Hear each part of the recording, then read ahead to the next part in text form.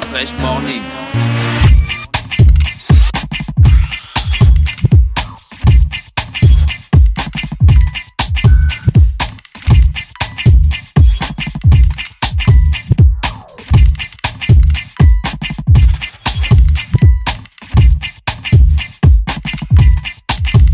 UrbanFM.fm. Urban FM. Découvrez et apprenez Urban FM. C'est la première radio urbaine au Gabon. Urban FM, c'est aussi une équipe de jeunes dynamiques à votre écoute pour vous satisfaire. La recherche d'une qualité de son parfaite, de nouvelles techniques de communication. Urban FM, c'est une nouvelle manière de voir et de faire de la radio. Grâce à Urban FM, vous n'écouterez plus la radio de la même façon. Entrez dans l'univers Urban FM 104.5, la station urbaine. 104.5, 104.5, 104.5. Urban FM, Urban FM. Urban FM. Le réveil matinal le plus hot de la capitale sur leur radio. La plus haute de la capitale. C'est reparti sur les 104.5 Urban FM, la station urbaine avec Mosley. Mosley, on parle de politique ce matin et aujourd'hui on a quelque chose de bien précis.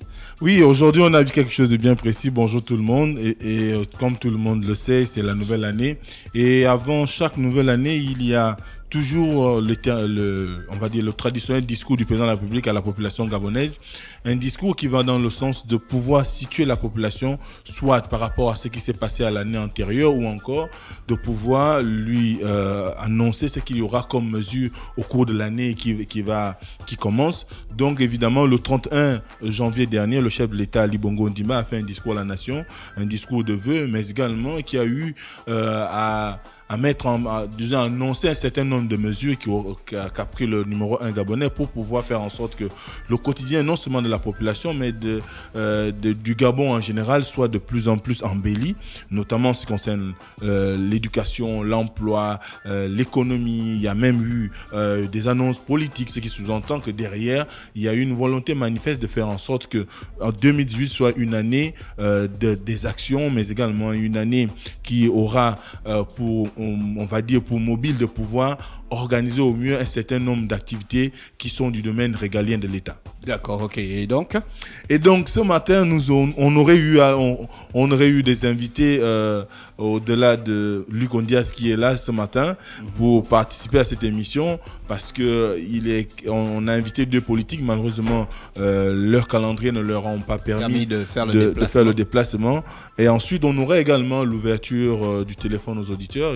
C'est un certain nombre d'auditeurs certainement qui seront en mesure d'appeler pour pouvoir participer à ce débrief. L'ambition étant évidemment d'essayer un tout petit peu de comprendre les tenants et les aboutissants, comme on le dit souvent, du discours du chef de l'État à la nation, pour en ressortir l'essentiel et pouvoir inscrire pleinement notre année, dont l'année 2018, dans une logique qui voudrait que chacun de nous en tant que citoyen puisse contrôler finalement l'action du gouvernement, mais également la parole du président de la République, parce qu'il a énoncé un certain nombre de mesures et c'est du devoir du citoyen de le prendre au mot et de commencer à partir du 1er janvier, donc depuis hier, à regarder si les actions qu'il a énoncées durant son discours ont commencé à être engagées ou d'ici 1 mois, 2, 3, voire 4 mois, on aura une meilleure lecture de tout ce qu'il a annoncé. Est-ce que cela se fera et chacun aura la possibilité durant cette année de le juger le maçon au pied du mur, comme on dit. Mais toi-même déjà, tu es un analyste politique. Oui. Oui, ce qu'il faut dire, c'est pas la première fois que tu analyses, pas la première fois que tu écoutes un discours du président de la République. Non, c'est pas la première fois, évidemment, et on se rend bien compte que les discours du chef de l'État aujourd'hui sont devenus plus qu'une tradition, parce que il faut vous dire que par le passé, les Gabonais n'étaient pas nombreux à attendre le discours à la nation du chef de l'État, et aujourd'hui, de plus en plus, quand il y a l'annonce de ce discours-là, au-delà des vœux qu'il présente à la nation, les gens s'attendent à un certain nombre de mesures qui pourraient être engagées. Ce qui fait que quand on lit un tout petit peu le discours du chef de l'État ou qu'on l'écoute ou on le regarde durant son allocution à la télé ou encore dans les plateformes disponibles en vidéo, eh bien, on se rend bien compte que ce qui ressort en premier, c'est qu'on a à peu près 3 parties qui se dégagent. On a dans la première partie qui est purement politique et dans laquelle il énonce un certain nombre de choses qui se feront sur le plan politique, notamment en rapport avec l'élection législative qui arrive, mais le devoir de faire en sorte qu'il y ait une consolidation de la cohésion au niveau de notre pays, un mot qui est d'ailleurs pleinement revenu durant cette allocution. On a la seconde partie qui est purement sociale, on parle d'éducation, on parle d'emploi, on parle de santé, mais également une partie culturelle, notamment en rapport avec la religion. D'ailleurs, il a bien fait d'indexer le fait qu'il y ait eu un acte inqualifiable au niveau avant la fin de l'année au niveau du marché artisanal de Libreville, un acte qu'il a condamné fermement. D'ailleurs, il a promis que l'auteur sera purement et simplement mis dans les conditions qu'exige la loi. Donc, évidemment, ce qui sous-entend que la loi s'appliquera avec toute sa rigueur, comme on le dit souvent en matière de justice. Donc, voilà les 3 articulations qui se dégagent. Et on voit bien que on est encore rentré dans le cycle qu'il avait déjà énoncé depuis pratiquement son premier mandat, notamment de mettre le cap sur un certain nombre d'investissements en ce qui concerne notamment le social pour que les populations puissent juger son action. Vous savez qu'on a eu, par exemple, depuis 2013, un certain nombre d'annonces pour l'école, pour la santé. Et là, il est pratiquement revenu là-dessus, mais en améliorant, en donnant un certain nombre de chiffres, notamment en conformité avec la loi budgétaire. Si on prend par exemple le texte de loi de finances de 2013, on voit bien que par exemple la question de l'éducation, l'investissement en termes de construction de salles de classe, le renforcement des capacités en termes d'accès à Internet dans un certain nombre d'établissements est revenu au goût du jour. On a la rénovation qui a été aussi mise en exergue durant la loi des finances par exemple de 2013, mais là on voit aussi que au-delà d'énoncer un certain nombre de choses, le chef d'État a donné quand même un certain nombre de chiffres. On a 94 établissements qui vont bénéficier de la couverture en ce qui concerne le réseau Internet. Donc, il y aura des parcs, on va dire des parcs Internet dans les établissements. 94, on ne sait pas si c'est à Libreville, Port-Gentil ou dans les grandes villes, ce sera sur l'ensemble du territoire. Mais ce qui est sûr, c'est que le fait d'annoncer ce chiffre-là, il faudrait maintenant que au moment où cela va être déployé à partir de mars, comme il a dit, il faudrait que les populations puissent avoir une bonne lecture de ce qui se fait, de ce qui se présente. On a, par exemple, également le fait qu'il ait annoncé l'électricité, on va dire pour tous, pour le Gabon, notamment avec la fourniture de 5000 lampadaires solaires à travers le pays. C'est un besoin aujourd'hui, quoique on peut quand même dire que les 5000 lampadaires, est-ce que ça concernera seulement les grandes villes où ce sera essaimé à travers le pays, notamment en milieu rural où de plus en plus la question de l'électricité est importante puisque les gens de plus en plus se modernisent et les habitudes changent même dans nos campagnes, dans nos villages. Vous avez aujourd'hui des populations qui sont dans l'arrière-pays qui ont par exemple un smartphone qui aimerait bien ne plus aller à la capitale départementale ou provinciale pour pouvoir le recharger, donc le faire directement depuis la maison.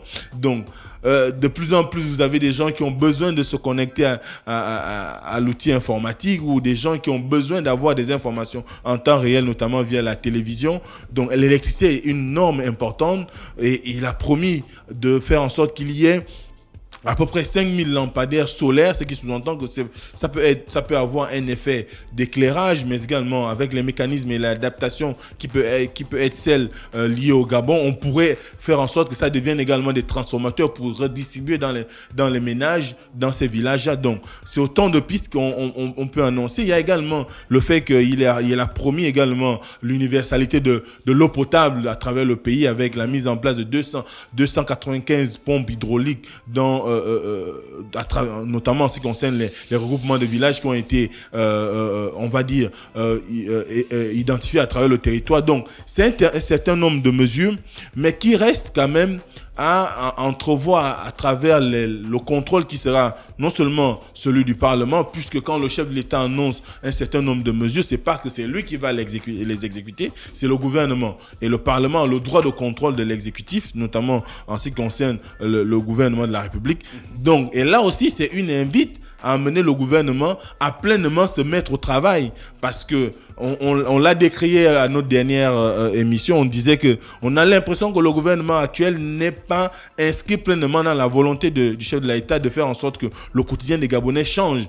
Et là, ils ont la possibilité de convaincre plus d'un Gabonais à travers l'exécution des chantiers qui ont été annoncés par le chef de l'État et faire en sorte que cette exécution soit, on va dire, avantageuse et qu'elle aille au terme. Parce que là aussi, le discours du chef d'État peut souffrir peut-être d'un certain nombre de critiques. D'ailleurs, on va ouvrir l'antenne pour les auditeurs. Mais en attendant, on pourrait écouter un bout du discours. D'accord, ok. On commence par où? On commence par quelle minute? 1 minute 55. 1 minute 55. D'accord, on va prendre à partir d'ici. À partir de... 49, c'est ça? On pourra prendre à partir de 49. Ok. Alors, premier extrait du discours du président de la République. Tendance à prendre le pas sur ce qui nous unit. Cela, je ne le tolérerai jamais. Je suis déterminé à tout mettre en œuvre pour raffermir notre unité, retrouver notre cohésion. La cohésion, mes chers compatriotes, c'est en tant que président de la République mon ambition pour le Gabon. Et c'est également le maître mot de mon action. Pour être probante, cette notion de cohésion doit être à la fois concrète et globale, c'est-à-dire concerner tous les domaines qui touchent à la vie quotidienne des Gabonais et des Gabonaises. La cohésion, notre cohésion, doit donc être à la fois politique, économique et sociale, territoriale et environnementale. La cohésion politique, c'est ce à quoi nous nous sommes évertués en 2017 à travers un dialogue inclusif qui a rassemblé la quasi-totalité du spectre politique et de larges pans de la société civile. Dialoguer pour régler nos différends et parvenir à un consensus, c'est ce à quoi nous avons abouti. Cela a donné lieu à la nomination en août dernier d'un gouvernement d'ouverture, mais également à une série de mesures d'ordre institutionnel dont certaines ont vocation à être intégrées dans notre Constitution. Des mesures destinées à rénover et améliorer le cadre de l'action publique. Ce sont là des dispositions essentielles qui trouvent leur justification dans la nécessité de consolider notre cohésion sur le plan politique. De ce point de vue, 2018 sera une année capitale. En effet, les élections législatives... Oui, Mosley. Oui, comme vous l'avez pu le constater, on voit bien que le président de la République est revenu sur... c'est vrai que c'était bref en ce qui concerne le bilan plus ou moins de l'année 2017. C'est vrai que parfois, quand on écoute les autres chefs d'État, on a essayé de faire le tour hier par exemple, ils ne parlent pas trop de l'année écoulée, on engage beaucoup plus de gens sur la nouvelle année, mais il faut reconnaître que lui-même, il a dit que l'année 2017 a été une année pas très très intéressante pour le Gabon dans la mesure où ce qui aurait pu être un motif d'unité a finalement divisé les populations parce qu'on est resté tout au long de l'année 2019 en 2017 pardon, oh je suis en avance, donc, ouais, engouffré dans des problèmes politiques nés de la dernière élection présidentielle. Et vous savez que jusqu'à aujourd'hui, ce n'est pas toujours tendre. On a toujours cette situation qui fait que de plus en plus, on a comme l'impression que le Gabon est de plus en plus divisé.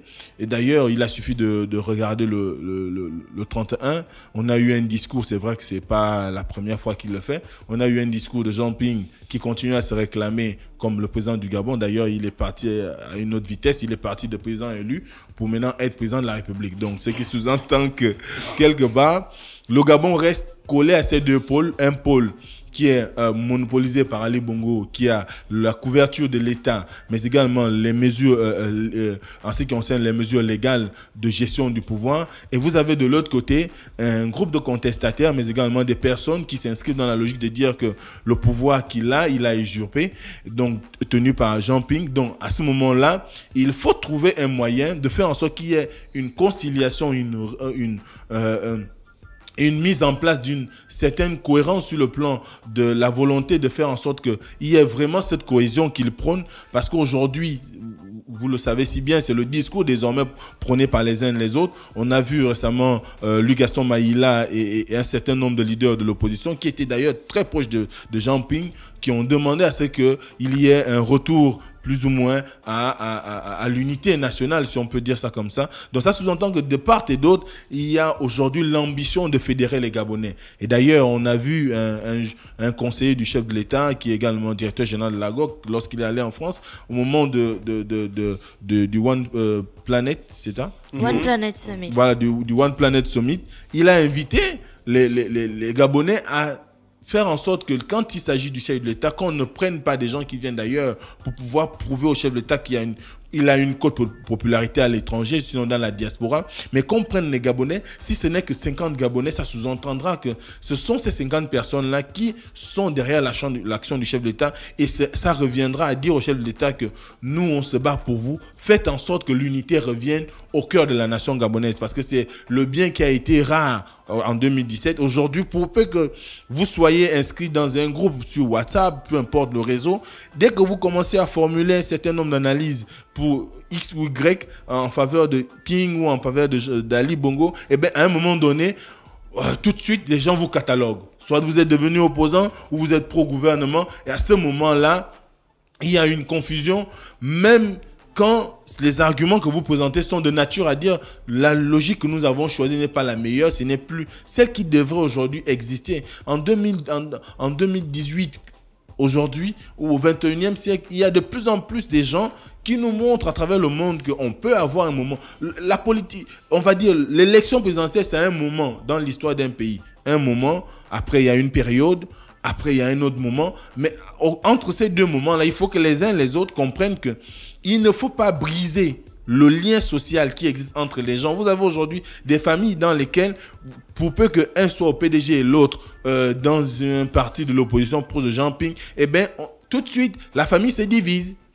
Quand on a appris que tu es allé chez X tonton et que l'autre tonton pensait que tu étais avec lui, eh bien, il te dit, mon frère, tu as choisi ton camp, ne reviens plus chez moi. Donc, à ce moment-là, il faut qu'on travaille sur le plan politique à faire en sorte que la cohésion, l'unité reviennent au cœur de la nation gabonaise. Il faut que de plus en plus, on s'inscrive dans une logique du dialogue politique qui a été organisé en Gondé. C'était tout son sens. Malheureusement, il y a eu un certain nombre d'acteurs politiques, notamment le camp de Jean Ping, qui n'a pas voulu prendre part.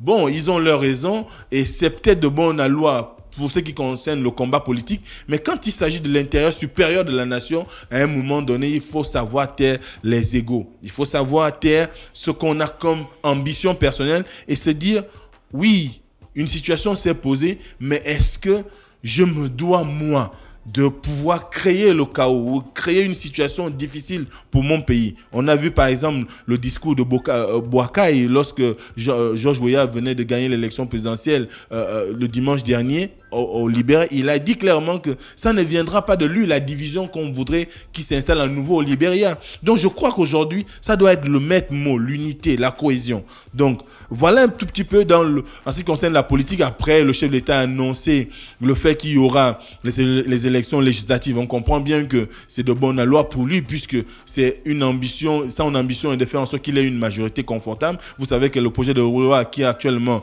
débattu au Sénat, étant donné que l'Assemblée nationale a eu à le voter, qui est en débat. D'ailleurs, il y a une session extraordinaire ce matin au Sénat. Donc, ce qui sous-entend que, évidemment, il y aura... Il y a dans l'inscription de ce projet de loi l'idée qu'on pourrait avoir une cohabitation au niveau du Gabon. Or, Ali Bongo, est-ce qu'il a besoin d'une cohabitation? Il a besoin de beaucoup plus que les populations lui donnent une large majorité, comme la coloration qu'on vient d'avoir au dernier mandat des députés. Donc, il faudrait qu'on lui donne une majorité. Et je crois qu'il a lancé les hostilités pour les appétits des uns et des autres qui sont dans son camp pour pouvoir briguer des suffrages des populations, pour faire en sorte que la démocratie puisse connaître son essor, son envol, que les populations puissent s'exprimer. Ceux qui n'ont pas bien travaillé, si évidemment le PDG ne vous satisfait, vous avez le droit de le sanctionner. Si l'UPG ne vous satisfait, vous avez le droit de les sanctionner, ainsi de suite, ainsi de suite. Donc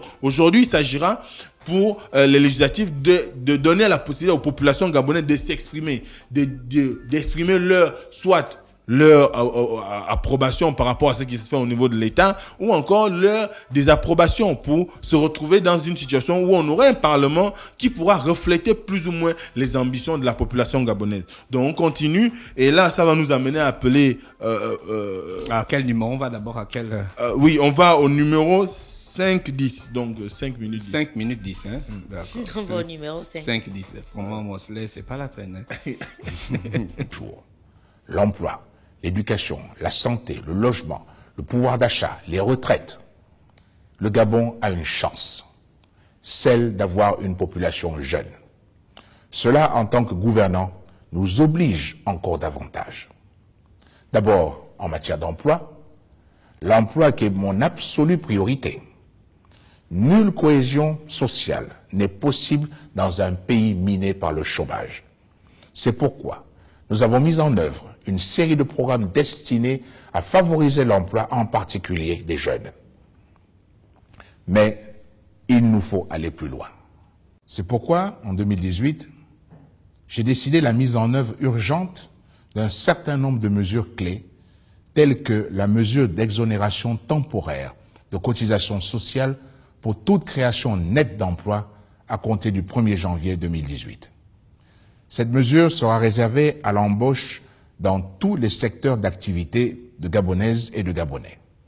Elle devra permettre de créer 10 000 emplois nouveaux par an. Pour ce faire, l'employeur bénéficiera des avantages suivants. 50% d'exonération de charges sociales à la première embauche, 75% à la deuxième embauche, 100% à partir de la troisième embauche. Et pour préparer notre jeunesse aux emplois de demain, il faut avoir un système d'éducation et de formation adapté. L'économie mondiale est en effet de plus en plus une économie de la connaissance. Soyons honnêtes, sur ce plan, nous avons de gros efforts de rattrapage à faire. C'est pourquoi j'ai décidé qu'en 2018, nous mettrions les bouchées doubles. C'est ainsi que les collèges et les lycées seront dotés de salles informatiques disposant d'une connexion Internet de qualité. Pour être précis, à compter du mois de mars 2018, 94 écoles du secondaire seront dotées de 30 ordinateurs ainsi que d'une connexion Internet. Oui, Mosley. Oui, évidemment, vous voyez que là, on aborde un aspect qui est important. J'ai entendu des gens dire, le chef de l'État n'a pas parlé de... On a déjà un auditeur. Oui, oui. On a Pascal. Allô? Oui, bonjour. Ah d'accord, oui, Mosley, ton auditeur. Oui, bonjour Pascal. Comment tu vas? Ça va bien, meilleurs vœux. Merci, à toi aussi. Alors, évidemment, tu as suivi attentivement le discours du chef de l'État lorsqu'il parle d'implémenter des établissements, du moins d'équiper les établissements en salle informatique. Qu'est-ce que cela, toi, en tant que spécialiste en ce qui concerne le domaine, penses de cette mesure-là? Il faut rappeler que tu es un formateur dans les questions d'informatique. D'accord, bon. Déjà, la question que je me suis posée, c'est pourquoi 30 ordinateurs par école? Surtout quand en période de crise, on parle d'optimisation de courant, on se dit il n'y a pas assez d'argent, il faudrait qu'on arrive à utiliser efficacement les ressources qu'on a. Donc un ordinateur fixe, c'est quasiment 350 000 par ordinateur, et s'il faut équiper 30 par école, ça va faire environ 10 millions par établissement. Ça fait beaucoup d'argent pour les écoles, mais pourquoi a-t-on décidé de mettre les ordinateurs fixes au lieu d'autre chose? Pourquoi pas des tablettes comme au Kenya ou au Rwanda, et 4 fois ou 5 fois moins cher que les ordinateurs fixes? Pourquoi pas mettre le Wi-Fi gratuit dans les écoles? Pourquoi on a choisi 30 ordinateurs par école? C'est vraiment une question qu'on s'est tous posée. D'accord. Mais sur le plan de la faisabilité, de la pratique, l'informatique est adaptée pour le développement et les défis à venir. Oui, bien sûr, mais pour commencer, pour intéresser les jeunes à l'informatique dans les écoles, il faudrait partir à la base. Donc, il faudrait aller au primaire. Est-ce que dans nos programmes scolaires, est-ce qu'il y a l'informatique comme matière? Donc, combien d'écoles y a-t-il l'informatique comme matière, comme la chimie, comme l'histoire géo, comme l'éducation civique? Donc, avant de parler de ça d'informatique pour former les jeunes à l'informatique, a-t-on déjà pensé à intégrer l'informatique comme matière pour les jeunes? Penserais-tu que le fait de proposer de d'équiper les établissements en salle informatique, ce serait mettre la charrue avant les bœufs?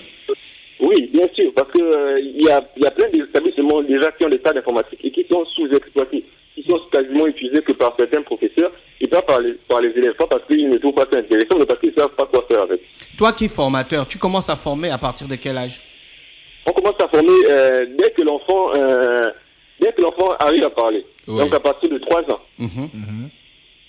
Et quel est le cheminement qu'on devrait, au-delà de ce que tu viens de dire, quelle serait la meilleure façon de pouvoir implémenter l'usage des nouvelles technologies ou des technologies de l'information et de la communication dans le système éducatif aujourd'hui? Dans le système éducatif, il faut d'abord commencer au primaire et dans les classes du jardin d'enfants, c'est l'initiation. Et pour faire l'initiation, il n'y a pas besoin de salle d'informatique. Il suffit juste d'un ordinateur par salle pour que le maître explique aux élèves quelle est l'histoire de l'informatique, comment fonctionne l'ordinateur, quels sont les différents éléments. Parce que c'est en parlant de ces grands noms-là, de ces grands moments de l'histoire de l'informatique, que l'on pourra susciter l'intérêt des jeunes, en fait. Parce que le but, quand on ouvre les salles d'informatique, ou bien quand on veut promouvoir l'informatique dans les écoles, c'est de susciter des vocations, c'est de susciter des nouveaux métiers. C'est de faire en sorte que les jeunes se disent, bon, au-delà du secrétariat ou de la comptabilité ou de l'ingénierie, je peux me spécialiser dans la robotique, par exemple, ou bien dans la création de logiciels, dans la création de jeux vidéo, ou dans la création de contenu. Très bien. Et au lycée, à l'université, c'est une nécessité. Parce que il faudrait savoir comment écrire des lettres, comment envoyer des mails, comment programmer, par exemple, si on est à l'université, comment faire une page web. Mais est-ce que l'intention elle-même n'est pas louable? Si je peux me permettre la question. Oui, l'intention, elle est louable. Mais je pense que l'initiative est un peu précipitée. On aurait dû prendre le temps de prévoir des programmes scolaires en rapport avec l'informatique avant même de songer à ouvrir des salles d'informatique. Bon, dans tous les cas, Pascal, oui. Dans tous les cas, la mesure va être prise. 30 ordinateurs vont être installés dans 94 établissements scolaires au Gabon. Selon toi, quelle devrait être la suite des choses pour qu'on puisse en profiter de manière optimale? Qu'est-ce qu'on devrait faire? Donc là, il faudrait prévoir des plans de formation d'abord pour les enseignants. Parce que les enseignants, dans beaucoup d'écoles, les enseignants ne savent même pas utiliser l'ordinateur. À la limite, ils savent imprimer, ils savent ouvrir les logiciels de gestion de texte. Il faudrait prévoir des plans de formation pour les enseignants. Est-ce qu'on recycle les enseignants pour qu'ils puissent apprendre à leurs élèves à utiliser l'outil informatique, ou bien on forme de nouveaux enseignants dans l'informatique? Et est-ce qu'il y a un programme scolaire d'informatique pour les jeunes dans tous les niveaux? Donc il faudrait penser des programmes scolaires pour le primaire, des programmes scolaires pour le collège, des programmes scolaires pour le lycée et des programmes pour les universitaires. Mais là encore, il faudrait réfléchir quels sont les besoins de l'État, quels sont les besoins des entreprises et quelles sont les réalités locales. Parce qu'on ne peut pas former, par exemple, des jeunes à la robotique en tant les priorités, par exemple, sont axées sur l'e-santé ou bien sur les monnaies électroniques, par exemple. Est-ce que tu penses qu'en 3 mois, il est possible de former quelqu'un qui soit capable de retransmettre en informatique ou en, je sais pas, en tout ce que on annonce sur le numérique? 3 mois, non. 3 mois, ce n'est pas possible.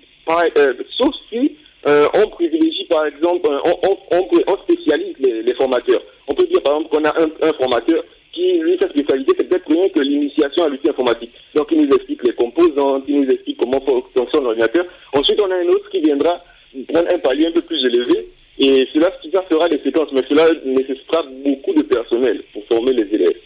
Et ça, c'est encore d'autres coûts.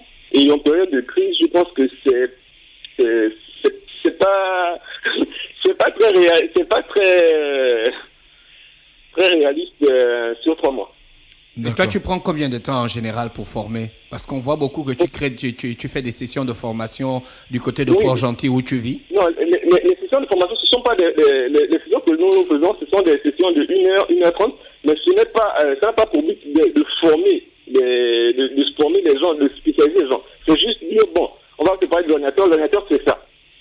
Vous voyez, et je pense que en milieu scolaire, l'idée du chef d'État, c'est de promouvoir, comme il a dit, l'utilisation de l'outil informatique dans ses applications.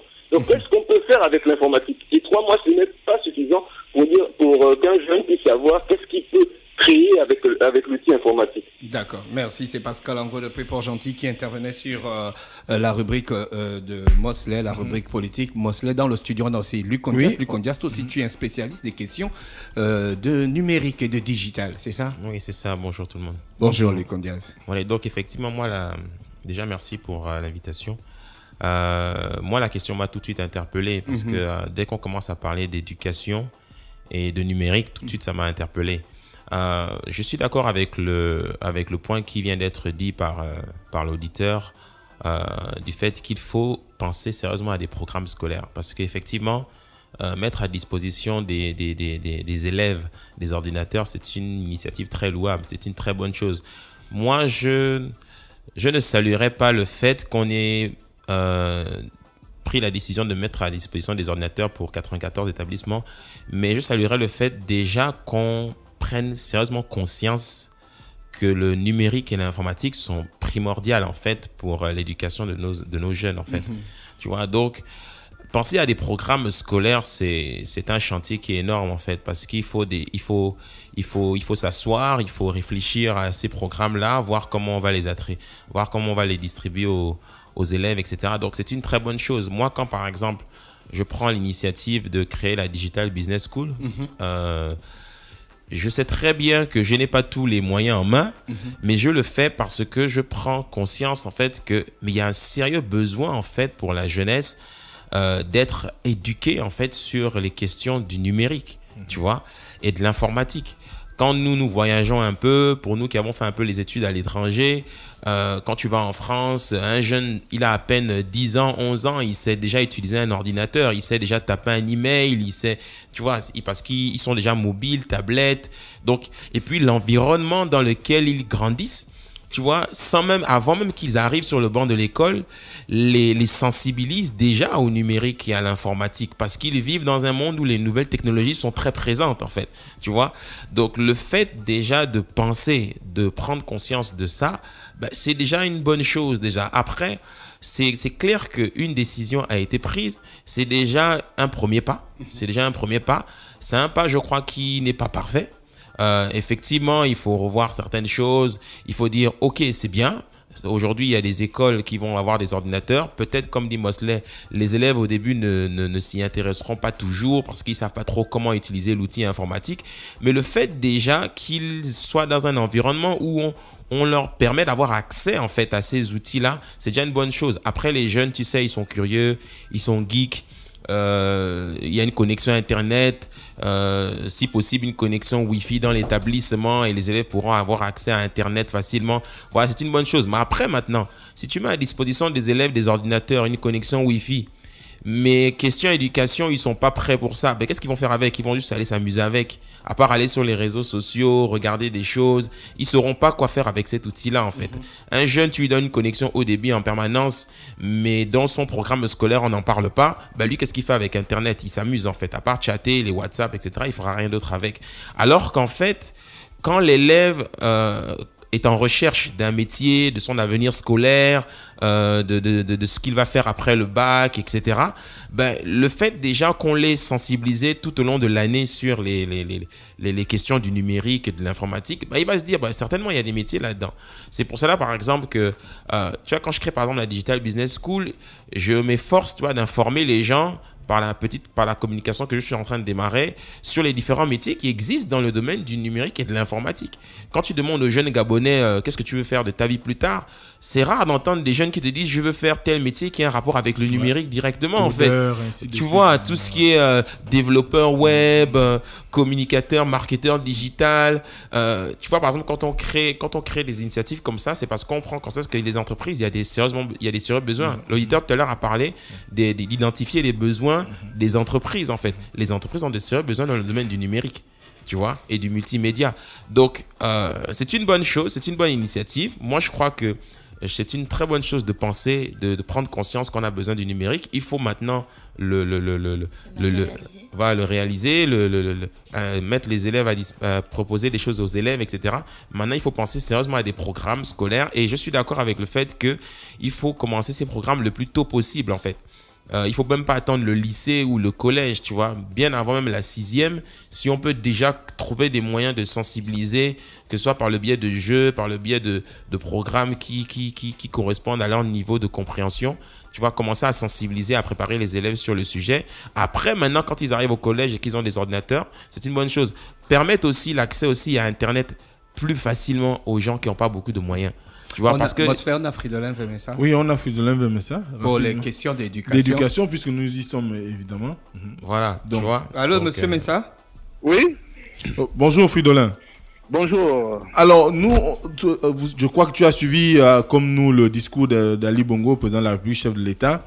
Et dans ce discours-là, il annonce évidemment un certain nombre de mesures, notamment la rénovation de plus de 600 établissements, dont 92 à Libreville et 697 à donc 700 établissements à travers le Gabon. Est-ce que cela n'est pas une façon désormais de l'État, de la part de l'État, de pouvoir assumer pleinement son rôle en ce qui concerne l'amélioration des conditions de vie et de travail, aussi bien des apprenants que des enseignants? Bien, de première vue, ça peut paraître intéressant parce que effectivement, les structures scolaires sont dans un état d'élabrement avancé. Et lorsque le chef d'État annonce la réfection de presque la quasi-totalité des établissements primaires, on peut se réjouir de cette annonce-là. Mais il y a, entre l'annonce et l'acte, il y a quand même un pas à faire. Parce que le chef d'État fait des annonces politiques, mais il revient au gouvernement, aux responsables des actions. Parce que dans le projet de loi de finances, les missions dévolues à chaque ministère sont clairement définies. Donc, il revient à chaque ministre de traduire dans les faits, notamment notre ministre, le ministre de l'Éducation nationale, a traduit dans les faits les annonces du chef de l'État pour se trouver en fin d'année sans aucune réalisation. Monsieur Fridolin, quand on écoute le discours du président, il disait que les actions qu'il annonce ne sont pas des actions qui vont être réalisées dans les 3 ou les 5 années prochaines. Il parle de quelque chose qui va être réalisé là en 2018. Est-ce que ça, ce n'est pas une sorte de garantie qu'il donne à tous les syndicats et à tous les enseignants qui se plaignaient qu'on ne les écoute pas? Bon, alors, oui. Bon, nous, on aurait aimé entendre que l'État va construire tant de nouveaux lycées, tant de nouveaux établissements primaires. L'existant existe. Même si c'est dans des états d'élabrement, ça existe. Donc, on apprend à l'intérieur. Pour l'instant, aujourd'hui, on apprend à l'intérieur, avec des conditions que nous connaissons, avec des effectifs pléthoriques. Donc, refaire l'établissement ne va pas résoudre le problème d'effectifs. Mais monsieur Vemessa, est-ce que le chef de l'État avait quand même besoin de l'annoncer à nouveau, dans la mesure où il y a un conseil des ministres qui avait annoncé sous financement de l'AFD la construction d'un certain nombre d'établissements, notamment à Libreville, Port-Gentil, et sinon dans les grandes... Le programme de l'AFD risque de ne pas être réalisé puisque l'État n'a pas donné sa quote-part. Donc l'État n'a pas donné jusqu'aujourd'hui, ça ne coûte pas. Et l'AFD ne peut pas construire l'établissement si l'État ne met pas à sa disposition des terrains. Et si l'État ne verse pas dans le programme, ça ne coûte pas. Parce que l'argent, les 100 milliards que l'AFD amène sont conditionnés par la mise à disposition par l'État gabonais. Et ça ne coûte pas pour viabiliser les terrains, pour faire des études et pour mettre à disposition des terrains pour construire des classes. Vous qui avez rencontré le ministre de l'Éducation nationale en début d'année, et je sais peut-être que vous avez peut-être des rencontres entre-temps, qu'est-ce qu'il en est exactement? Est-ce que les annonces du chef de l'État pour le nouvel an, donc pour l'année 2018, et ce qui avait déjà été en programmation, sinon annoncé par le gouvernement, notamment à l'issue des conseils des ministres, est-ce qu'on peut dire qu'aujourd'hui Nadine Anguillet est dans la voie de pouvoir matérialiser tout cela? Je ne peux pas vous répondre par l'affirmative parce que je crains que la lenteur administrative ne vienne encore compliquer sa tâche. Parce qu'une chose, c'est d'annoncer, parce que lorsqu'on vous dit que l'AFD met à disposition du Gabon 100 milliards et que le Gabon doit donner à peu près 200 millions pour garantir effectivement sa bonne foi, mais l'État gabonais n'arrive pas à mobiliser les 200 millions pour que l'AFD puisse commencer les travaux. Donc ça c'est une chose. Donc, et là la lenteur administrative, elle est beaucoup plus accentuée au niveau du budget des finances. Donc ce sont eux qui tirent vers le bas. Parce que même aujourd'hui, le chef d'État demande à ce que les salles de classe soient réfectionnés. Ben, vous allez voir au ministère des Finances, le marché ne sera pas donné aux PME gabonaises. Vous allez voir que d'ici le mois de juin... Mais ne faites pas aussi un procès d'intention. Non, parce que non, la réalité nous rattrape souvent. Mais monsieur Fridolin, c'est une exigence. C'est une exigence. L'expérience que nous avons nous permet aujourd'hui d'hésiter parce que nous savons que le pays traverse une crise aiguë. Est-ce que le gouvernement, est-ce que le ministère du Budget va mobiliser autant d'argent pour réfectionner autant d'écoles en une année? J'en doute. Monsieur Fridolin Vemessa, qui revenait un peu sur la décision du chef de l'État de rénover un certain nombre d'établissements du primaire, notamment à travers le territoire. Il a par contre dit que l'expérience fait en sorte qu'ils vivent dans le doute. Oui, effectivement. Ils ne sont pas contre l'annonce du président de la République, mais par rapport à leur expérience sur le terrain, ils sont sceptiques. Ils sont sceptiques, voilà. Oui, effectivement, c'est ce qu'on beaucoup regrettent. Et tu vois bien que la question, les auditeurs qui ont intervenu jusque-là, et même quand on rejoint le point de vue de Luc, on se rend bien compte que la question n'est pas par rapport aux intentions du président, la question est par rapport à la matérialisation de ces intentions-là. Or, qui doit matérialiser les intentions du président? C'est le gouvernement. Si le gouvernement ne prend pas suffisamment à cœur l'ambition de faire en sorte que les promesses du chef de l'État pour l'année 2018 deviennent une réalité, notamment en mobilisant les ressources, au lieu de se disperser dans un certain nombre d'activités qui parfois ne profitent pas au commun des Gabonais, eh bien, nous n'arriverons pas à l'atteindre. Il vient de parler tout à l'heure de la question liée au financement de l'AFD, mais c'est un problème qui se pose depuis pratiquement 2 ou 3 ans. Les fonds sont disponibles et d'ailleurs tu te rappelles qu'un des responsables du dossier nous avait appelé ici après une chronique pour nous faire état de ce qui se passe réellement en ce qui concerne ce financement. Donc à ce moment-là, on voit bien qu'il y a pas les gens ne sont pas en déphasage ou en porte-à-faux avec le discours du président. C'est beaucoup plus la matérialisation qui pose problème. La matérialisation doit venir. On a un autre auditeur qui ne va pas forcément s'exprimer sur un thème, mais qui veut juste donner son avis. Allô? Allô? Allô? Balak? Oh, bonjour. Bonjour Balak. Bonjour Dafresh. Oui, alors toi tu voulais donner ton avis, c'est ça? Oui, en fait. On t'écoute. Je vais donner mon avis par rapport au discours du président. J'ai retenu qu'il y a 10 000 emplois pour être mis à disposition de toute la population et la jeunesse d'abord. Je ne me trompe pas, non? 10 000 emplois qui devront être créés durant l'année 2018. Ok. Moi, c'est plus sur ce point que j'ai envie de me pencher. Bon. Donner mon avis, bien. Alors, les 10 000 emplois qui vont être créés, je n'ai pas vu la partie là où les 10 000 emplois sont spécifiés, de quel emploi sera question dans un premier temps, et seront les qualifications, et surtout, comment on va faire pour que ces emplois puissent être prouvés avec la situation, ou bien la phase actuelle que le pays traverse. C'est un peu à ce niveau-là que j'ai... Et puis à chercher à avoir vos éléments de réponse à l'émission. Vous, M. Mousselet, et puis tout le reste des composants de l'émission, en fait. D'accord. Donc, lui, il est beaucoup plus focalisé sur la question de l'emploi. Oui, il pose un problème quand même essentiel. Luc, toi, tu travailles sur les questions d'entrepreneuriat. Voilà. Moi, quand j'ai écouté cette annonce-là, j'ai dit, OK, on reparle à niveau de l'emploi. Et il dit même dans le discours que l'emploi est sa priorité absolue.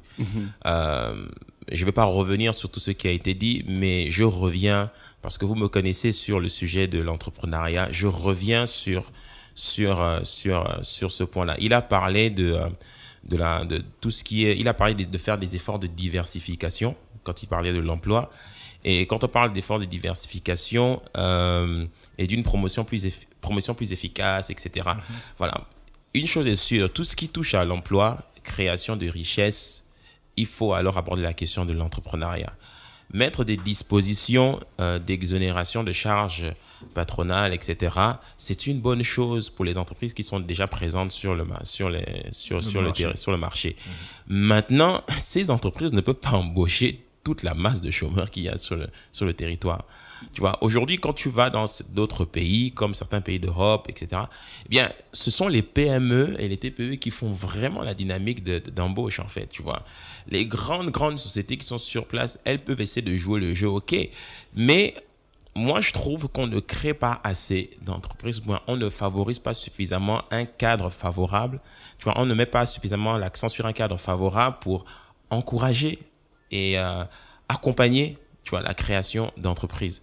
C'est vrai, on a fait beaucoup d'efforts sur le sujet depuis. Il y a eu des incubateurs qui ont été créés, etc. Mais ce n'est pas suffisant, tu vois. Ceux qui embauchent, ceux qui créent de l'emploi, ce sont les entrepreneurs, tu vois. Et il faut encourager pour pouvoir réduire le chômage. Je crois en tant qu'entrepreneur, moi, tu vois, c'est de créer plus d'entreprises. Donc, prendre des dispositions, des directives qui vont faciliter la création d'entreprises de manière accélérée, tu vois, et accompagner, voire créer des fonds qui vont permettre à des porteurs de projets de pouvoir trouver des financements beaucoup plus facilement. Parce que, par exemple, on a beaucoup de porteurs de projets gabonais qui ont de vraies idées, qui ont de vrais projets, mais qui manquent de financement.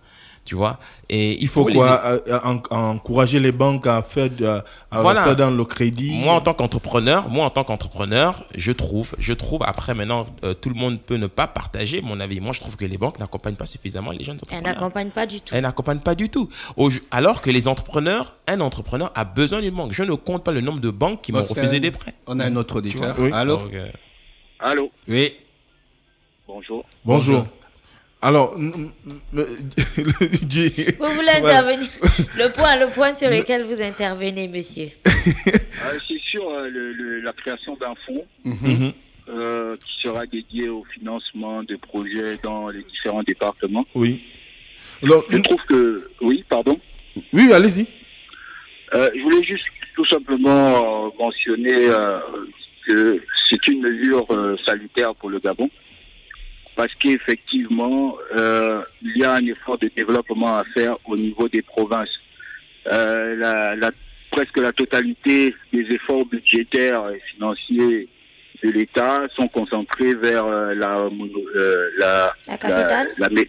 métropole, donc la capitale, Libreville, où d'ailleurs se retrouve un peu plus des 2/3 de la population du pays. Or, il y a lieu de poser des actes en faveur des populations qui se trouvent dans les zones les plus reculées. C'est pour ça que je disais que c'est un fonds qui est vraiment essentiel, parce que là, il s'agira de créer des pompes, réhabiliter des pompes dans les villages pour avoir de l'eau potable, les dispensaires, les écoles dans des regroupements de villages. Ce sont des actions vraiment qui sont importantes pour les populations et qui ont un impact direct et effectif sur les populations. La question, Voilà la question que je voulais poser dans le cadre de la gestion de ce fonds. Est-ce qu'il y a des expériences qui ont déjà été bénéfiques? Alors, peut-être ailleurs, si vous êtes au courant, par exemple, dans d'autres pays. Ça existe dans dans la plupart des pays développés d'ailleurs, puisque le développement, si on prend par exemple le cas de la France ou les États-Unis, le développement se fait selon le découpage administratif du pays. Vous avez les hôpitaux départementaux, des hôpitaux provinciaux. Ça veut dire que on est dans la démarche où on a le village, le regroupement des villages, le district, le canton, le département, la province, et on va jusqu'à l'État. Voilà. Donc, en fait, normalement, c'est la démarche à suivre pour amorcer le développement dans quelques régions que ce soit. Maintenant, la question qui se pose, c'est au niveau de la gestion du fonds. Voilà. Vous savez que les connaissances en matière économique et financière ne sont pas légion chez nous. Donc, il faut vraiment des ressources humaines qui sont bien formées dans la gestion d'un fonds, parce qu'un fonds ne se gère pas comme une entreprise normale. Un fonds a vocation à être rentable et à avoir une flexibilité dans le mouvement de la trésorerie. Et donc il faut vraiment un dispositif qui puisse permettre à ce fonds de fonctionner de manière efficace. Je pense par exemple à une sorte de conseil d'administration, parce que là on parle de chaque département du pays, on en a 52. Si on met par exemple, ça dépend parce que le montant n'a pas été énoncé dans le discours. On a dit 1 milliard par département. 1 milliard de francs CFA par département. Bah, Et sa gestion sera effectivement. assurée par le gouvernorat de chaque province en concertation avec les collectivités locales et les conseils départementaux. Oui, tout à fait. En fait, c'est pas de ce montant. Bon, venant à cela, ça fait 52 milliards. Ouais. Ok, plus qu'à 52 départements. Sauf si Mosley peut me corriger. Non. Alors, donc ça fait des 52 milliards qu'il faudra décaisser d'ici mars. Ensuite, ça c'est pas trop un grand problème, mais le problème c'est quelles sont les aptitudes qu'ont les autorités départementales à gérer un fonds. Les aptitudes. Mais est-ce Aptitudes qu'aujourd'hui. en matière de gestion financière. Mais est-ce qu'aujourd'hui, la question est de savoir si les autorités sont en mesure de pouvoir gérer? Est-ce qu'il n'est pas nécessaire de leur adjoindre des personnes qui seront qualifiées pour pouvoir les aider à supporter la gestion de ce fonds-là? Je complète un petit peu, j'ajoute ce que j'avais envie de vous demander depuis tout à l'heure.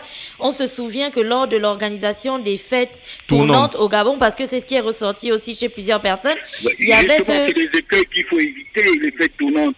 Parce que, par exemple, la gestion des fêtes tournantes a été calamiteuse. Et d'ailleurs, le chef de l'État lui-même, il a signifié à plusieurs occasions. Donc là, il s'agit d'éviter les mêmes écueils. Donc, revoir le mode d'organisation de l'utilisation de ces financements.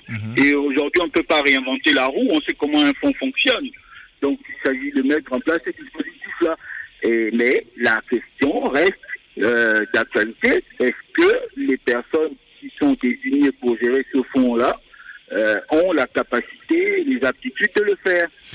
Est-ce qu'aujourd'hui, on peut également, parce que les autres auditeurs en ont parlé, en ces temps de crise, est-ce qu'il sera possible à l'État de mobiliser toutes ces ressources indiquées pour la mise en place de ce fonds?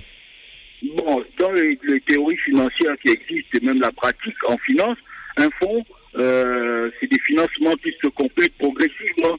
C'est-à-dire que vous avez par exemple un projet de 52 milliards. Vous n'êtes pas obligé d'avoir les 52 milliards demain. OK? Donc, parce que les fonds se lèvent. Hein, c'est-à-dire qu'on cherche, il faut qu'on trouve des gens qui peuvent bien mettre de l'argent. Ça dépend maintenant. Il faudrait savoir comment ces fonds-là vont être organisés. Est-ce que c'est une caisse de l'État qu'on met à disposition? À partir de ce moment, bon, la caisse est là, et puis on met une ligne budgétaire pour financer la caisse, et puis progressivement l'argent arrive. Ou bien on demande à des investisseurs moyens, de moyenne taille d'investir, ou bien, bon, bref, il faut voir tout ça. Mais bon, 52 milliards, c'est pas non plus très difficile à lever. Ah bon? Pour le Gabon. Pourquoi bon?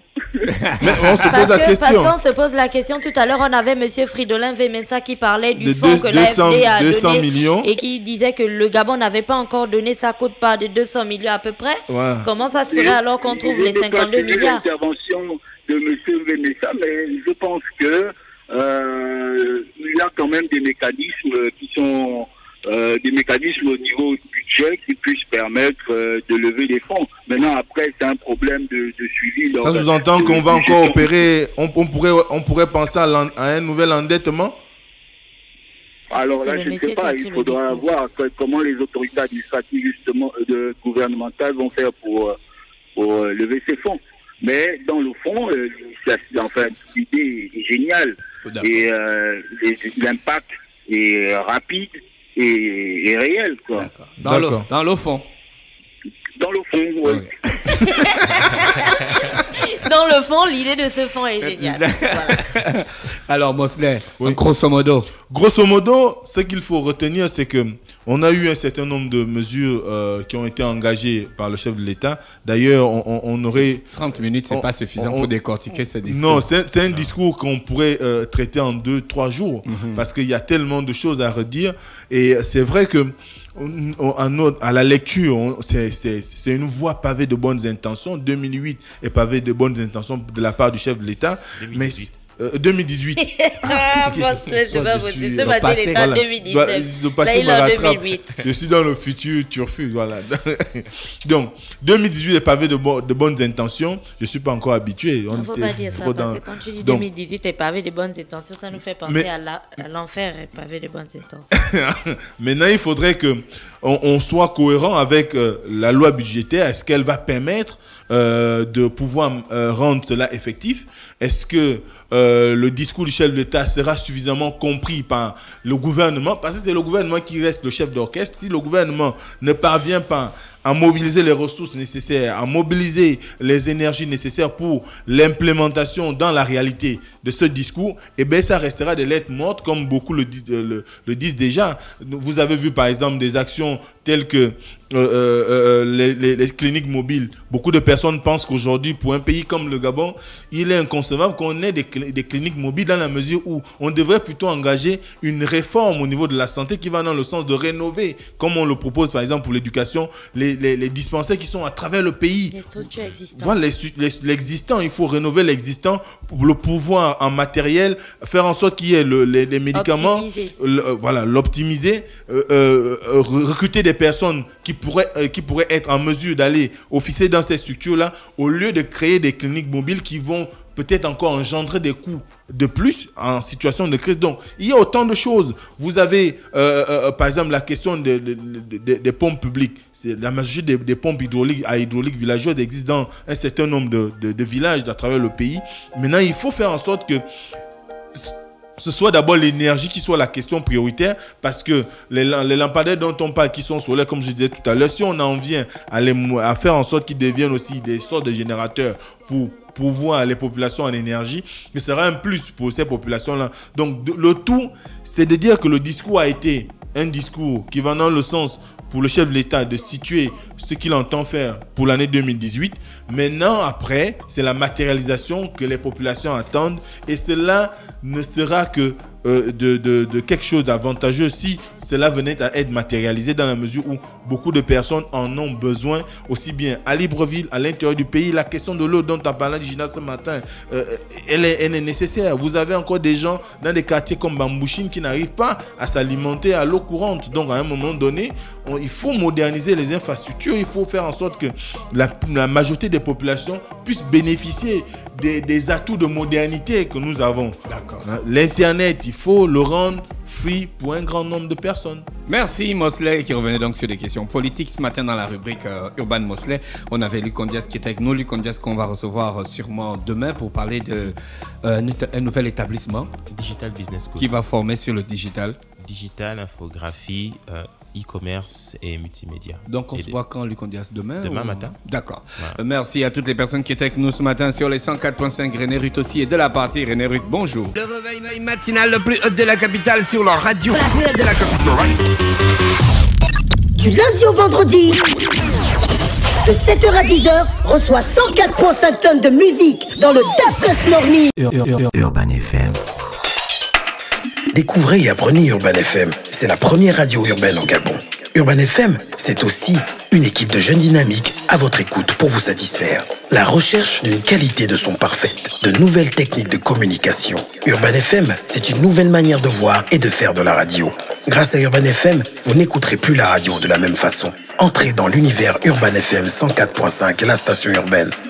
104.5, 104.5, 104.5. Urban FM, Urban FM.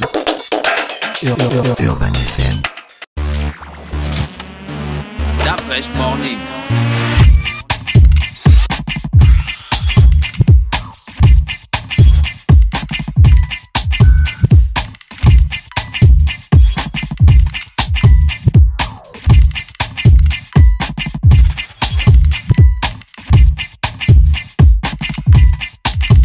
UrbanFM.fm